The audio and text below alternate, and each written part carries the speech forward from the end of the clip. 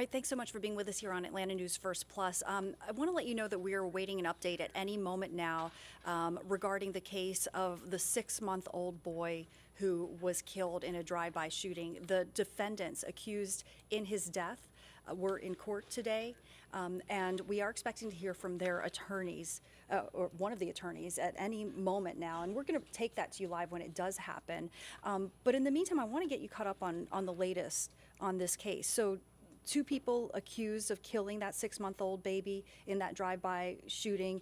They faced a judge because one of the defendants is actually asking to be severed from the other defendant in trial. So here's what happened. It was a stray bullet that struck that little boy, Grayson Fleming Gray, as he was sitting in his car seat in Northwest Atlanta.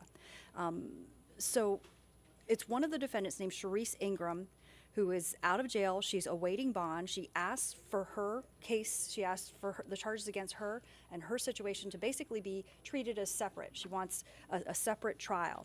And the judge has actually granted that request. So they stood as the judge was calling roll, asking the attorneys about today's hearing. And, it was January 23rd of 2023 when Carrie Gray called 911. She had just parked her car outside a food mart.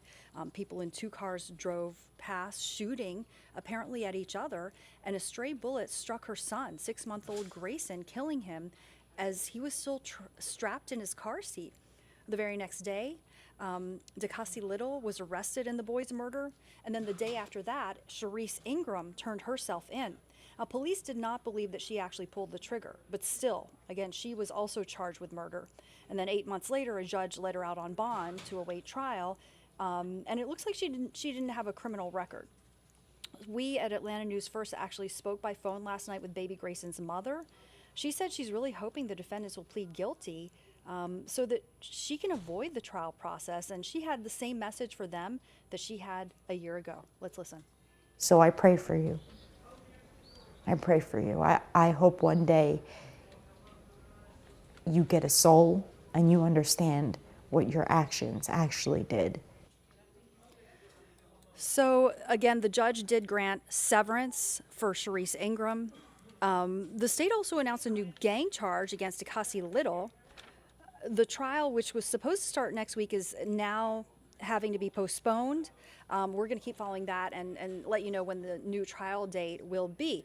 But I want to introduce at this point a very special guest joining us once again. We've had the pleasure of having her on before. This is Agent Trebor Randall, former GBI investigator. Not only are you a former GBI investigator, but you actually ran the Child Crimes Unit. So we couldn't ask for someone with more expertise on this matter. Thank you so much for being with us. What's your reaction to all this? Thank you, Joy. Obviously, there's no more sensitive case that we work than when it involves the cases where a young life is lost. Any child, but a 6-month-old child, as you can imagine.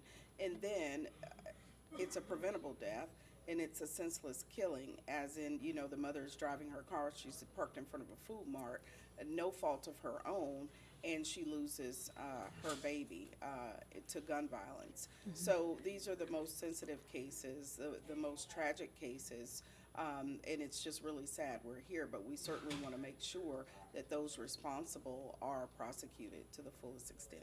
Absolutely. And what is involved, because it sounds like the investigation continues even as the trial will get underway, even in this far along. Is that true? Is there still investigating to be done? Yes.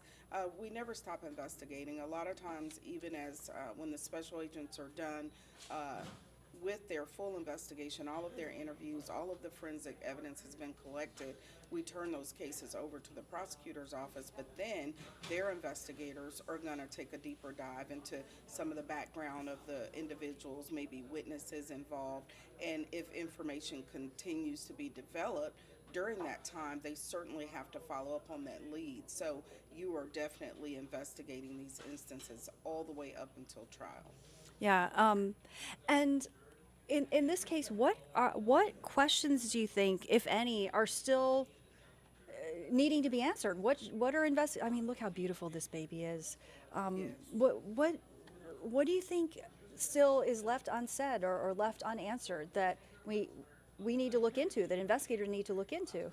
Well, witness statements and witness accounts. In these cases, when you're talking about number one, an outdoor scene, you're talking about basically a rolling gun battle that's very difficult. Any number of witnesses that may have been on the roads that maybe they couldn't find, maybe that came forward later. Another problem you have is when something like this happens and it's very fast paced, very fast moving. Shootings happen very fast. We don't know how long the rolling gun battle, if you will, had been going on, but witnesses and their accounts, as I mentioned, we love to have video. So obviously, they scoured, the businesses in the area to be able to identify the vehicles, but who all was in the vehicles? Sometimes if the individuals inside of those cars, for example, were not willing to talk, but then later on we were able to get information about who may have been in the vehicle. We need every shred of evidence that we can, like I said, to bring those responsible to justice. And then people do change their stories, believe it or not, and they're not necessarily honest and forthcoming with investigators all the time. Sure.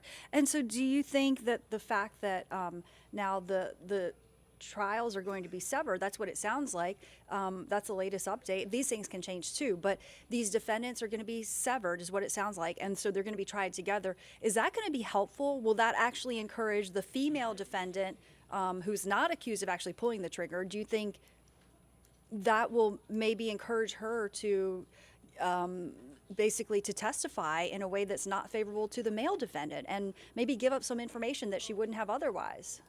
Yes, I think it's a plus. You've already mentioned one of the reasons is that it makes the situation more favorable for her to be able to provide that information and testify if she in fact was not one that pulled the trigger.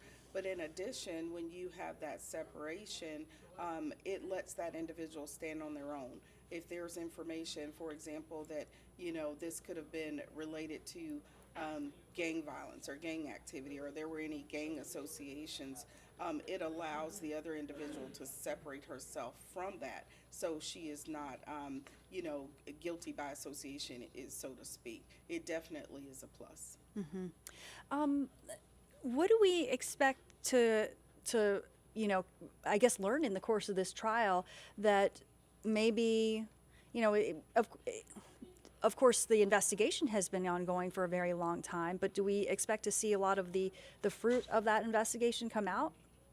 Definitely during trials when you're going to see the information that typically doesn't come out by way of the media. That's when you're going to see what actual physical evidence they have, if they recovered any shell casings, at the scene, on the street, in the area, or even in the vehicles. If the vehicles are recovered, typically we would take those vehicles back to our evidence processing garage. Definitely the vehicle that the baby was riding in, those bullets penetrated that vehicle and ultimately struck that child. So I would assume that they were able to recover the projectile that was, unfortunately, in the child that caused the baby's death, and then they will be able to in fact compare that. So that's when you really see the meat of those investigations and that substance, forensic substance, come forward, where they're able to make those comparisons. So if they do have a weapon, they can in fact show that projectile that caused the death of that baby came from that weapon, and hopefully put it in the hand of the person responsible. Yeah, absolutely. And you also, I know, have dealt with families over the years, which has to be just heartbreaking. We heard those remarks from the mother of the victim, and I was impressed. She actually said that she's praised for them, for the defendants, and I couldn't believe her strength in all of that. I mean, how do you deal with the emotional aspect of this when you, in your career as an investigator of these child crimes, have had to break horrible news to these families and help them through the process?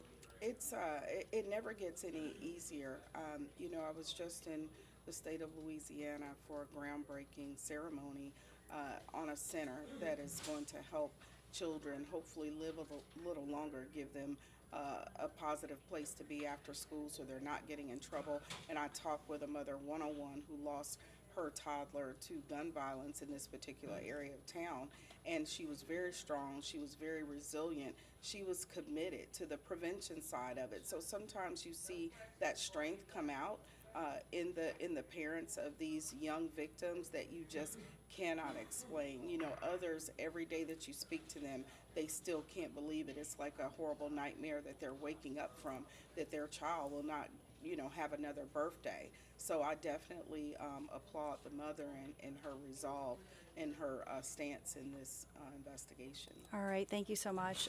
Agent Tribor Randall, we appreciate your expertise and analysis, and I know, you know, we're going to continue to follow this case. Thank you.